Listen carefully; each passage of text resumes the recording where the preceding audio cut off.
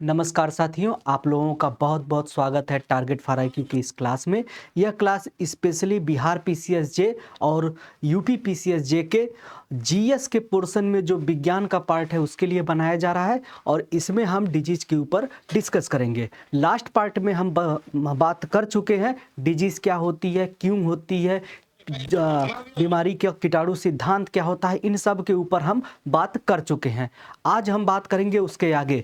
हमने उसमें बात किया था कि डिजीज जो होती है जनरली हम उसे दो पार्ट में स्टडी करते हैं। एक होता है जो हमारा जन्मजात रोग होते हैं, दूसरा होता है एक्वायर्ड यानी उपार्जित रोग। जन्मजात रोगों में हमने बात किया था ब्लू बेबी सिंड्रोम के बारे में, केलिन फेल्टर सिंड्रोम के बारे में, हमने बात किया था डाउन सिंड्रोम के बारे में, टर्नर सिंड्रोम के बारे में और पटो सिंड्रोम के बारे में। ये ऐसी बीमारियां हैं जब कोई बच्चा जन्म लेता है तो उसके शरीर में इन बीमारियों के लक्षण अपने आप प्रकट हो जाते हैं और हम तुरंत जान जाते हैं कि यह बच्चा इस समस्या से ग्रसित है। लेकिन इसके अलावा कुछ बीमारियों की कैटेगरी ऐसी होती है जो बच्चा धीरे धीरे बड़ा होता है, अपने जीवन काल में वो बीमारियों से वह पीड़ित होता है या वो बीमारियां उसे ग्रसित करती हैं। तो उन बीमारियों को हम उपार्जित रोग बोलते हैं या अर्जित करता है। समय के साथ साथ बच्चा जैसे जैसे बड़ा होता है अलग अलग बीमारियों से परिचित होता है। इन बीमारियों को हम उपार्जित या एक्वायर्ड डिजीज बोलते हैं। एक्वायर्ड डिजीज दो कैटेगरी में होती है। एक होती है जो है असंक्रामक डिजीज यानी नॉन कम्युनिकेबल, यानी एक शरीर से दूसरे शरीर में नहीं जा सकती हैं। दूसरी डिजीज जो होती है संक्रामक रोग होते हैं जो एक शरीर से दूसरे शरीर में जा सकते हैं। कैसे जा सकते हैं? हवा के द्वारा जा सकते हैं, जल के द्वारा जा सकते हैं, टच के द्वारा जा सकते हैं। इसके अलावा जो है बायो वेस्ट के जरिए जा सकते हैं। ब्लड, एक आदमी का ब्लड दूसरे आदमी को चढ़ा दें, इन्फेक्टेड ब्लड, उससे भी हो सकता है। इसके अलावा सलाइवा जो होता है ह्यूमन बीइंग का, अगर कोई आदमी मान लेते हैं तपेदिक से पीड़ित है और वो कहीं पर खांस दे तो उसके सलाइवा से जो वाटर वाइपर होगा वह हवा में घूम तैरेगा और अगल बगल जो स्वस्थ आदमी होंगे वह भी ग्रसित हो सकते हैं। कोविड पीरियड में आप लोगों ने देखा होगा कि 2 गज की दूरी होना चाहिए ताकि माउथ से निकलने वाले जो भी वायरस हैं आसपास हवा में जो फैलेंगे दूसरा आदमी उससे संक्रमित न हो। तो यह संक्रमण, ये क्या है? संक्रामक रोग है जो एक शरीर से दूसरे शरीर में चले जाते हैं। इन्हें हम कम्युनिकेबल डिजीज भी बोलते हैं। उपार्जित रोग की दूसरी कैटेगरी होती है असंक्रामक रोग, जिसे हम नॉन कम्युनिकेबल डिजीज बोलते हैं। नॉन कम्युनिकेबल डिजीज की अगर हम बात करते हैं तो ये जो होती हैं 4-5-6 तरह की होती हैं। जैसे एक एलर्जी हो जाएगा, दूसरा कैंसर हो जाएगा, तीसरी डिजीज की अगर हम बात करते हैं तो यह हो जाएगा डिफिशियंसी डिजीज हो जाएंगी,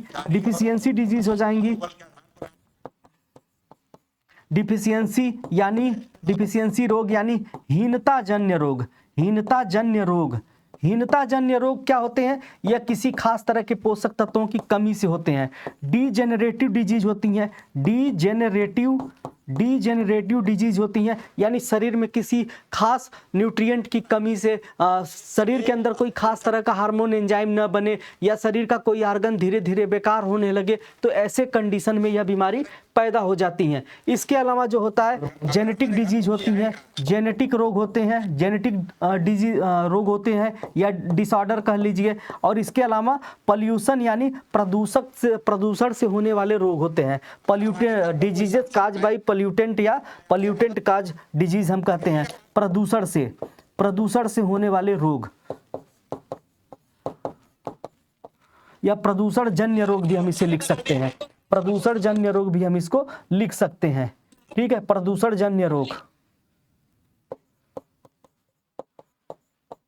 ये डिजीज जो होती है बेसिकली, ये डिजीज कौन सी होती है? असंक्रामक डिजीज होती है, यानी फैमिली में किसी एक व्यक्ति को हुआ है तो जरूरी नहीं है कि यह दूसरे व्यक्ति को भी यह डिजीज हो जाए। तो सबसे पहले हम एलर्जी के ऊपर बात कर लेते हैं। किसी फैमिली में या किसी क्लास में किसी एक बच्चे को किसी खास प्रोडक्ट से एलर्जी है। कुछ लोगों को नाशपाती से एलर्जी होती है, कुछ लोगों को मूंगफली से एलर्जी हो जाती है, कुछ लोगों को मछली खाने से भी एलर्जी हो जाती है, कुछ लोगों को फूलों की स्मेल से, किसी को परफ्यूम से एलर्जी हो जाती है। इसका ये मतलब नहीं कि उसकी पूरी फैमिली में सभी को परफ्यूम से एलर्जी है। ठीक है, तो एलर्जी किसी खास तरह के पदार्थ, सब्सटेंस या स्मेल से भी हो सकती है। इस दौरान क्या होता है? आंखों में से पानी आने लगेगा, आंखें लाल हो जाएंगी, सांस लेने में तकलीफ होने लगेगी, साथ ही साथ जो है मुंह से एकदम स्किन में रैशेस पड़ जाएंगे। कभी कभी सीवियर कंडीशन में इंसान की डेथ हो जाती है जब उसके ट्रैकिया यानी श्वास नली में ज़्यादा अगर एलर्जी हो जाए तो वो सांस नहीं ले पाएगा, उसकी डेथ हो सकती है।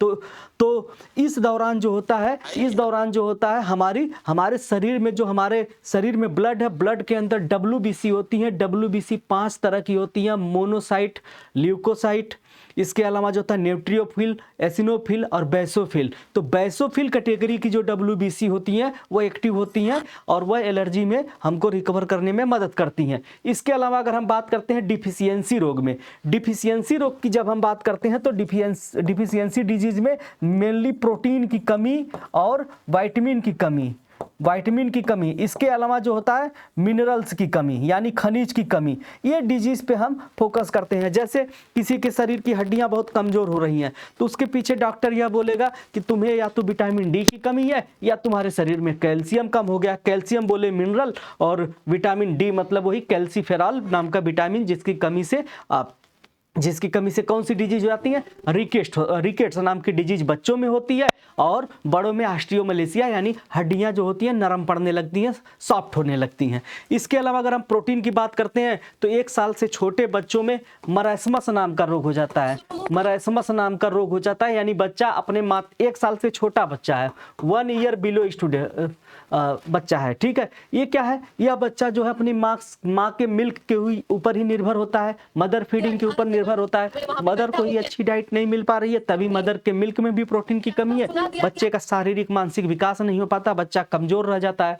दूसरी डिजीज जो होती है, मैं इधर का पोर्शन मिटा देता हूं, इसका हमारे लिए कोई खास यूज नहीं है।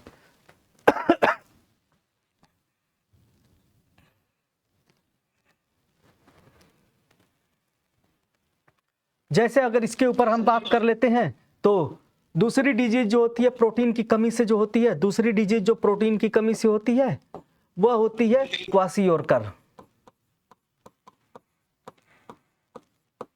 क्वाशियोरकर डिजीज जो होती है 1 साल से बड़े बच्चों में होती है। इसमें क्या होता है, इसमें मेजर बच्चों के ब्लड में, जो बच्चा क्वाशियोरकर बीमारी से पीड़ित होगा उसके ब्लड में जो प्लाज्मा होता है, प्लाज्मा में कई तरह के प्रोटीन होते हैं। हमारे ब्लड में 2 पार्ट होता है, एक लिक्विड पार्ट होता है, एक सॉलिड पार्ट। सॉलिड पार्ट में जो होता है प्लेटलेट्स होती हैं, WBC होता है, RBC होता है। लिक्विड पार्ट जो होता है वो लिक्विड जैसा होता है, उसे हम प्लाज्मा कहते हैं। प्लाज्मा में 90% पानी होता है, 9% तरह तरह के प्रोटीन होते हैं, 1% में साल्ट, ग्लूकोज और कुछ मिनरल्स होते हैं। बेसिकली प्लाज्मा का यही कंपोजिशन है।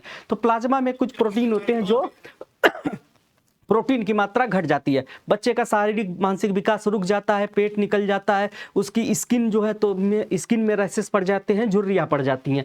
यह प्रोटीन डिफिशियंसी डिजीज है। विटामिन की अगर हम बात करते हैं तो विटामिन A हो जाता है, B हो जाता है, C हो जाता है, D हो जाता है, E हो जाता है और K हो जाता है। विटामिन A को हम बोलते हैं रेटिनाल। रेटिनाल की कमी से रतौंधी नाम का रोग होता है, रतौंधी नाम का, और जीरोप्थैल्मिया नाम का रोग होता है। जीरोप्थैल्मिया नाम के रोग में आंखों की नमी चली जाती है। इसमें जो होता है बेरी नाम का रोग हो जाता है। इसमें जो होता है आपका स्कर्वी नाम का रोग हो जाता है, जो मसूड़ों से खून वगैरह आने लगता है। डी में छोटे बच्चों में रिकेट्स हो जाता है, बड़े लोगों में ऑस्टियोमलेशिया हो जाता है। ई में जो होता है नपुंसकता नाम की बीमारी हो जाती है, और एजिंग यानी कम उम्र में ही स्किन जो होता है, स्किन पे बुढ़ापा यानी झुर्रियाँ वगैरह दिखने लगती है, सुंदरता घट जाती है। इसका साइंटिफिक नेम टोकोफेराल होता है, इसका फिलाक्विनिन होता है। इसकी कमी से क्या होता है, चोट लगने पे हमारे खून को जमाने के लिए, चोट लगने पे जैसे खून बहना रुक जाए, इसको हम बोलते हैं ब्लड का जो है कोगुलेशन हो रहा है या रक्त स्कंदन हो रहा है। इसके लिए एक प्रोटीन की जरूरत होती है फाइब्रिनोजेन, और फाइब्रिनोजेन प्रोटीन को बनाने के लिए विटामिन K की जरूरत होती है। इसके अलावा बी ग्रुप में और भी कई सारे विटामिन होते हैं, जैसे B2 से किलोसिस नाम की बीमारी हो जाती है, किलोसिस नाम की बीमारी हो जाती है, ठीक है। इसके अलावा B3 से जो होता है ये स्किन की बीमारी है, पेलेग्रा नाम की बीमारी हो जाती है। B12 जिसे हम साइनोकोबालामिन बोलते हैं, इसकी कमी से रक्त अल्पता नाम की बीमारी हो जाती है। ये सब डिफिशियंसी डिजीजेस हैं। अब हम बात कर लेते हैं डिजेनरेटिव डिजीज। इसके बारे में हम बात कर लिए हैं कि शरीर के ऑर्गन जो होते हैं सही से काम न कर पाए, या शरीर के ऑर्गन जो होते हैं कुछ खास तरह के हार्मोन एंजाइम को न बना पाए, तो वो सारी डिजीजेज जो होती हैं डिजेनरेटिव डिजीज की कैटेगरी में आ जाती हैं।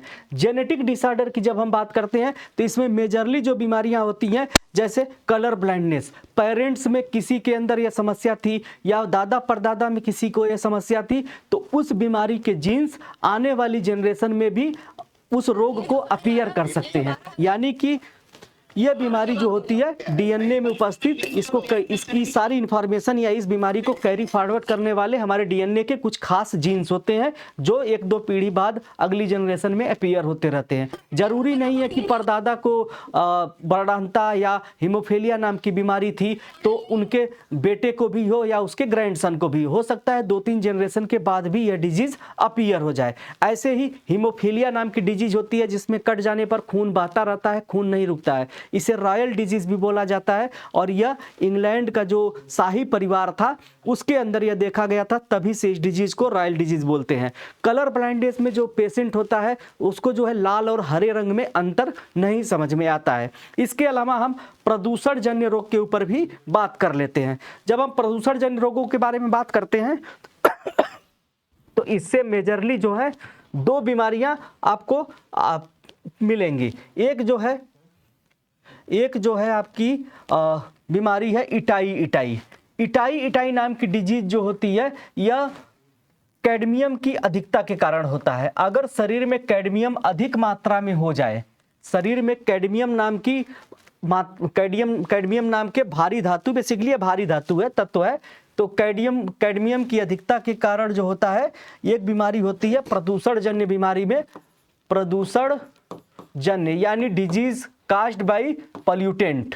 ठीक है, इस रोग में क्या होता है, एक रोग है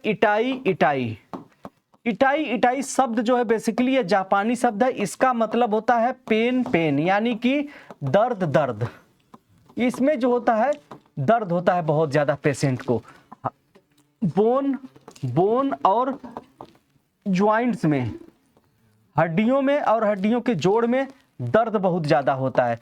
विशेष तौर पे कमर से नीचे यानी जांघ की हड्डियों में, घुटनों की हड्डियों में, पैर की हड्डियों में बहुत ही ज़्यादा दर्द होता है।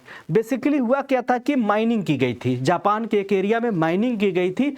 माइनिंग करने के बाद जब चीज़ों को ज़मीन से निकाला गया, जिंक वगैरह की माइनिंग हो रही थी, तो वहाँ पे जिंक वाले मटेरियल तो लोग लेते चले गए, वहाँ पे कुछ और भी ऐसे ही वेस्ट मतलब ज़मीन से निकाला, खुला छोड़ दिया।